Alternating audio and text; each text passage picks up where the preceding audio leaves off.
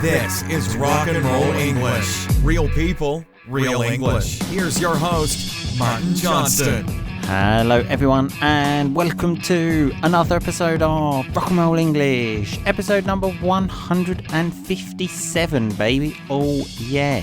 In today's episode, I have a new guest. That's right, new.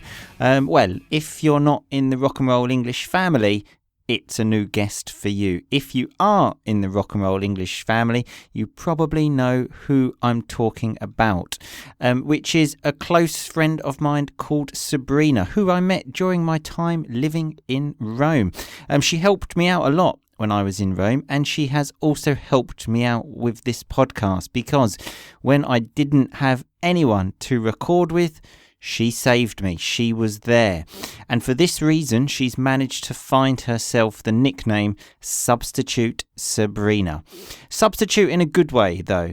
Okay? Always there when you need her. But, always there when you need her, Sabrina, doesn't quite sound as good, does it? Not as good as Substitute Sabrina. She has a slightly different accent to the usual guests on the show, which you will soon notice. One other thing that I need to tell you about today's show is that I'm having a slight problem with my audio at the moment. It happened last week as well. I didn't actually know about it last week. You may have noticed some strange sounds like this. Did you notice that there? The way the sound of, did that? Yes. I thought it was a problem with my microphone, but it turns out it's just because my computer is old and slow. I would like to buy a new one, but unfortunately I am too poor and I'm trying to save up for a wedding. And when I record the podcast, I have Skype open, the recording software open, and it's about 1 million degrees in this room. So my computer gets hot and basically forgets to record some little bits. But it's not so bad. It only happens a few times. I'm sure you will live. I just thought I would let you know and let you know that I am trying to fix it. How long it will take, I don't know. Anyway, that's enough of me talking. Let's get to the conversation. I will speak to you again at the end. Remember, if you want the transcript to this episode, you can go to rockandrollenglish.com/family. Happy listening. Substitute Sabrina, how are you today? I'm doing good. Actually, let's say I have a little hangover, but I'm all right. Oh, that's fantastic. You're not going to ask me how I am? Of course. How are you, Martin? Always fantastic. Always fantastic. That's exactly what my students always do, actually. Every lesson I always say to them, how are you today? And they say, yeah, I'm fine. I'm fine. And I always think, yeah, I'm fine too. But thanks for asking. Anyway, it's a big day for you, Substitute Sabrina. Finally made the step up to the main show. A step up, like a progress, let's say. How do you feel? Wow, this is amazing. I feel honored today.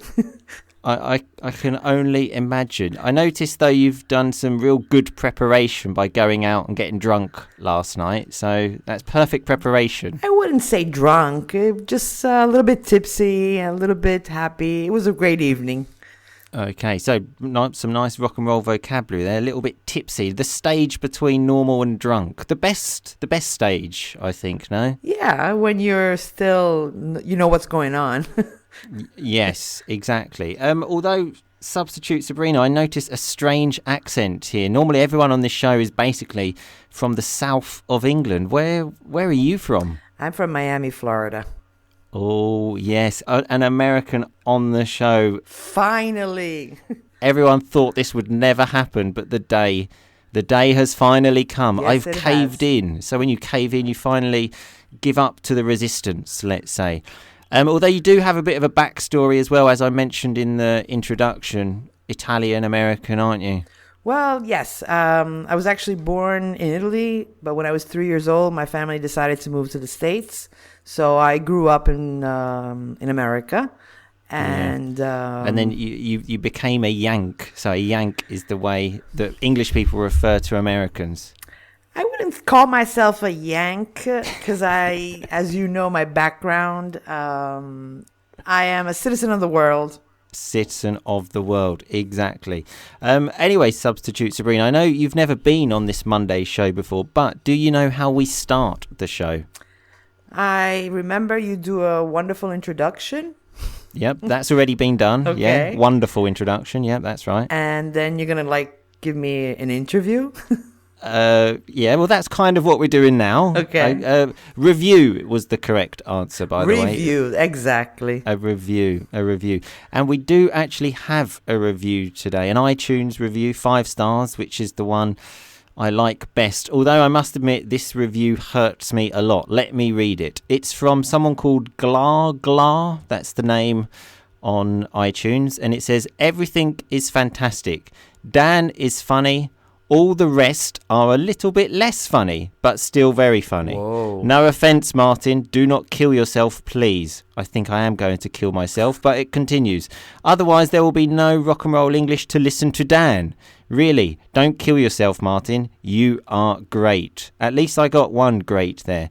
But the main question is, Martin, am I crazy or do you have an Indian accent sometimes? Anyway, keep on rocking.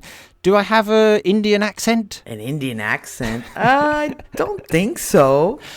I've never heard that, but, you know, I'm a citizen of the world as well, so maybe I just picked up an Indian accent. So when you pick it up, you sort of learn it naturally. Anyway, thank you very much, Glar. Although it did hurt me a lot. Substitute Sabrina, maybe one day someone will write a review like that for you, hey? Well, I hope it's a positive review and say they just like Dan. That is what you can aspire to. Anyway, do you know what we're talking about today? I have no idea. Exactly. That's generally what happens on the show. We are actually talking about the differences between the United Kingdom and the United States of America, because many people think they're very similar, but there are many differences. So one of the differences that I found on a stupid website, as always, is that, well, this website was mainly talking about how English people are strange, how British people are strange. And one strange thing, apparently, is that in Britain, nearly the majority of people drive a manual car. Do you find that strange, Substitute Sabrina? I don't find it strange. I find it strange that you drive on the wrong side of the road. Well, it's not the wrong side, is it? It's a good side, the left side. Left is always good, but you guys drive on the wrong side of the road.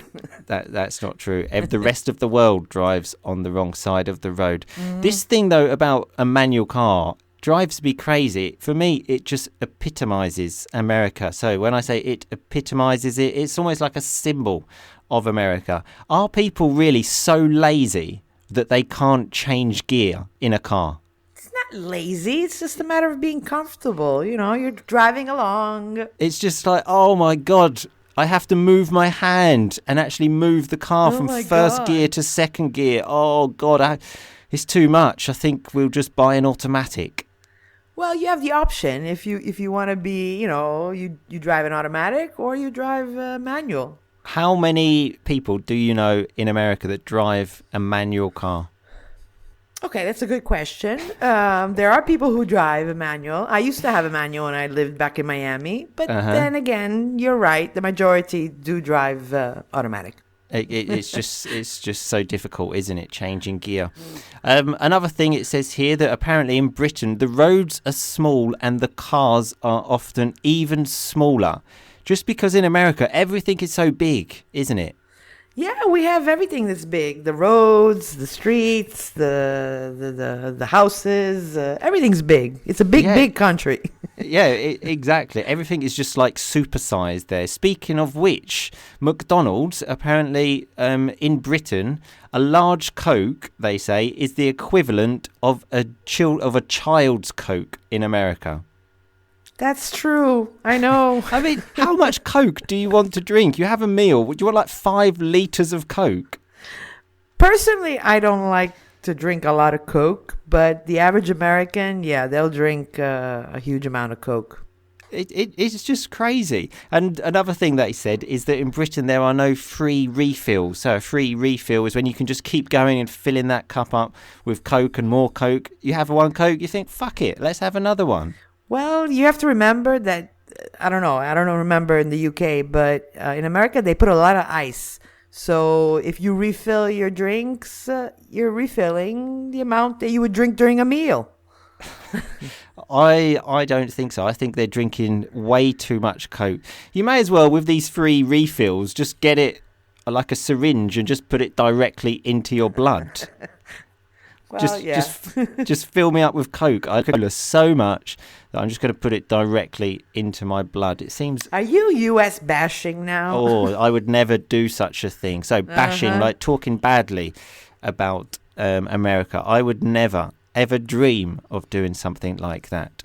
Another one here is that it says parking lots are called car parks, where you obviously park your car. But then it just adds this little thing, which is like a sort of low blow, let's say. So a low blow would be when a boxer punches the other one in the genital area, let's say. The low blow is that it says you will rarely find one of these car parks free, especially at hospitals. And I was thinking, yeah, okay, that's because our hospitals are public, okay? In America, only the rich people go to hospital, don't they? Okay, that's a delicate subject. It's true. When you go to a hospital, you have to pay for in the parking lot, which is outrageous. Some you can find with free parking, but you have to walk a long distance. Perfect. So when you go to hospital, you've broken your leg. You want to park your car, or you have to walk 2 miles to get there. Perfect. Just what I want when I go to hospital. Have to walk a really long way to the hospital. No. I mean, the people going to the hospital to visit, etc. But no, we have a problem in the States where the public healthcare system is not the best. In the sense of, yeah, you have to have insurance, you have to have money. That's a big problem. Oh, the NHS. The NHS in England is like the public healthcare, which apparently is what British people are most proud of, okay? Just like, come on, the NHS.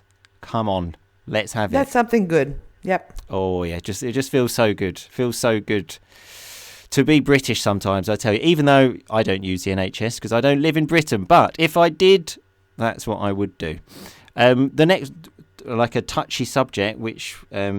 a substitute Sabrina said a minute ago, which is also some nice rock and roll vocabulary, like a delicate subject, is this next one, where it says in Britain the police don't carry guns, therefore the general public do not carry guns. I mean, is this a bad thing? No, not at all. That's a huge problem we have in the States where the police... You've always been a fan of the police, haven't you, substitute Sabrina? Oh, hell no. No. Unfortunately, you have a lot of bad apples. Some nice vocabulary there. Bad apples, like bad people, let's say. Yeah. Because, not all the police are bad, are they? Yeah, of course. I'm not saying all are bad people, but just you have a bad lot apples. of bad apples everywhere. Exactly, everywhere. Although, a question which I generally don't know the answer to and I'm generally interested in. How easy is it to buy a gun in America? Quite easy. Really? Very easy, yeah. So you just go out, buy some shopping, okay, right, I need some toilet paper, I need, I don't know, some bananas and a gun, just put that in the shopping trolley. Basically, yeah. There's some stores. I won't mention any names, but there's some stores where you have, the toy section, the food section, and then you have the gun section. Yeah, that is just absolutely crazy. And you don't even need any kind of license. It's just okay, just buy that, no problem. Now I've been away from the States for a long time now. You don't need a license. But you have to be 18 years old, depending on what state you're in. Oh, so not even in all the states, you have to be 18? 18 or 21. Oh, wow. So at least they're not selling guns to 10-year-olds. No. But I'm sure, they can get their hands on it if they wanted to. Yeah, maybe do a trick that I used to do when I was under 18 of standing by a shop and paying people to go to the shop and buy me alcohol. Just do that with a gun. Nah, it doesn't work like that. But no, seriously, we have a big problem. Because it's in the Constitution, you can bear arms and et cetera, et cetera, et cetera. I'm very anti-guns, so... Very good. Although I noticed you pronounced that word wrong. It's anti-guns, okay? What did I say? You said anti-gun. Anti, that's right. I'm very anti. It's anti, okay? Anti but, for you. I'll let that slide. Sure, let it slide. I won't punish you, let's say, for using that horrible word. So another thing which actually, when I was in America, drove me crazy, but apparently they find it strange that we do this in Britain. When you buy something, it has the total price. For example, if I buy something for £10, that's how much I pay. Because in America, you have to add VAT, which is value added tax. Right. So I remember like going up, and I think I was in McDonald's, and it said, I don't know, like $5.99. So I got $6 ready, and they said, oh, that's $6.27. And I was like, what? Why is it $6.27? It says $5.99, and they were like, because of tax. Like, you got to pay tax. Yeah, but just fucking put it in the price. Do people go out with a calculator to try and work out how much tax they need to pay? Just put it in the price. No, I mean, that's the way it is, you pay tax. What, you don't want to pay tax, Martin? I do pay tax, but just include it in the price, because otherwise I'm going into a shop and I'm thinking, okay, well, that if it's something expensive, for example, let's say it's $2,000, but then I need to think, okay, $2,000 plus, just tell me the final price and I will pay it. It's not a problem. Just don't make me do some kind of calculation in my head. American people are too lazy to change gears. Oh, come on. There we go again with American bashing. But they're constantly they must be good at maths, because if they can just add this tax on to any number. Just deal with it. You go to the register and you pay, and they tell you the tax. But I want to know how much it costs before I get there. That's the thing. Oh, Jesus. It's just crazy. This really did drive me crazy when I was there. When I actually said, why? And then she went, because in our country, we pay tax. And I was like, we pay tax in my country. It's just in the final price. So why don't you just fuck off?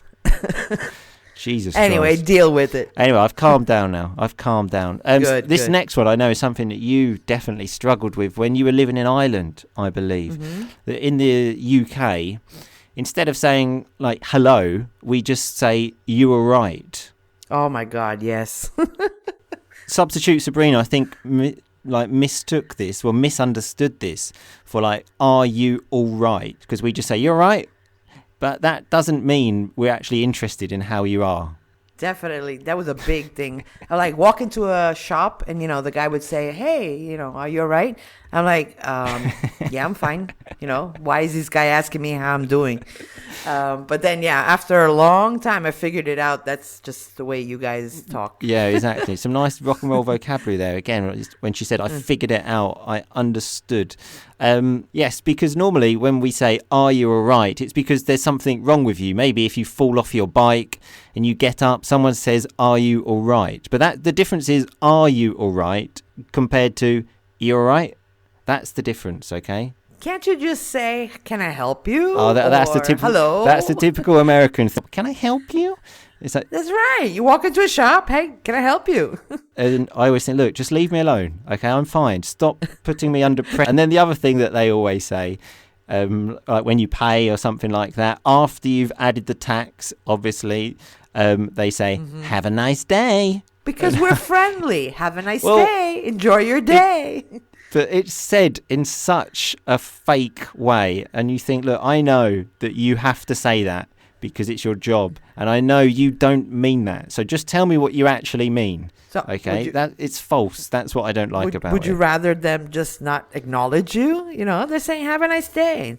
Well, to be honest, the sort of opposite of that, I suppose, is in Italy when I go to the supermarket. And often they don't even look at me. Which that's because they don't want to look at you. Yeah, exactly. Especially when I go into a specific supermarket and they have like these little headpieces on and they're talking to people. And I don't know if they're talking to me or to someone else. It's a strange experience. They just ignore you. Yeah, exactly. And they just kind of throw my money at me, and I think, okay, great. And then I just say to them, have a nice day. Another one that I found very strange here is that it said British people will always use a knife and fork to eat their dinner. What do people use in America? They use a knife and fork. What website are you looking at? I mean, as always, I don't think it's the most credible website in the world. But I look, don't shoot the messenger, okay? I just wanted to clear that up. So I just wanted to clarify that. Maybe if you're eating a sandwich or a hamburger or something, you don't need a knife and fork. Notice how she said there, hamburger. That's right. We just say a burger. A burger. Okay? It's a hamburger. Hamburger, sure. Another one here, I actually generally don't know the answer to this, is that they say in Britain, which is true, no matter how rich or poor you are, your accent defines you. So people, for example, speak to me, they understand I'm from a working class family because of the way I talk. Does that happen in America? That's another touchy subject. Accents though, it's not really as many are there in America, mainly because of not much history is there what are in you America. talking about? We have accents. Just kind Florida alone, where I'm from. I mean, you can tell someone from Miami from someone in I don't know, Gainesville. There's a different accent there. Okay, Yeah. but can you understand like social level, social class by someone's accent? Yeah, that's touchy. Yeah, you can. You can. Oh wow, I didn't know. I didn't know this. Notice we're talking about lots of touchy subjects today, but this is rock and roll English. We're dealing with the big issues in the world. That's right, with life. Exactly. Real life, real people. I can't remember what it says at the start of the podcast. Real life, real people. Something like that. Something like that. So the last one is that it says in Britain that we call tomato a different way. What's it called in America? Ketchup. Oh, just ketchup. Oh. Yeah. I mean, come on. We just had tomato. You can even say ketchup in Britain. What other type of ketchup is there? It's ketchup is tomato. But whoa. I've just heard something there. Tomato. Oh God, that's what I didn't want to hear. The word, the pronunciation is tomato. Okay? You say tomato. I say tomato. Well, okay. I didn't want to say this, but you've no choice. Okay, we invented the language. Okay, so I didn't want to say it. Here we go again. Here we go. I did not want to say it. You backed me into a corner. So there's an expression. If you back someone into a corner, you give them no option. I had to react. Anyway, thanks a lot for your time, Substitute Sabrina. Thank you there, Martin. It's been a pleasure talking to you. I hope to speak to you soon. Hope to speak to everybody soon, too. Bye-bye. Bye-bye. Okay, so that was me talking to Substitute Sabrina. I hope you enjoyed it, and I hope the audio problem was not too bad.